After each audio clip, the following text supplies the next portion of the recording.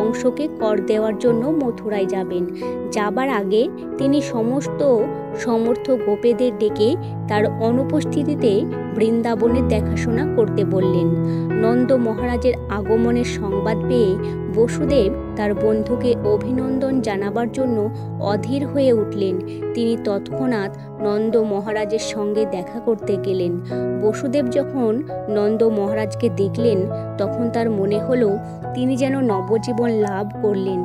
আনন্দে উৎফুল্ল হয়ে নন্দ মহারাজ তৎক্ষণাৎ দাঁড়িয়ে উঠে বসুদেবকে আলিঙ্গন করলেন। প্রীতি ভরে বসুদেবকে অভ্যর্থনা জানিয়ে তিনি তাকে বসতে দিলেন। সেই সময় বসুদেব তার দুই পুত্রের সংবাদ লাভের আশায় উৎকণ্ঠিত হয়ে উঠলেন। যারা নন্দ মহারাজের অজ্ঞাতসারে তার তত্ত্বাবধানে ছিল, উৎকণ্ঠিত বসুদেব তাদের কথা জিজ্ঞাসা করলেন।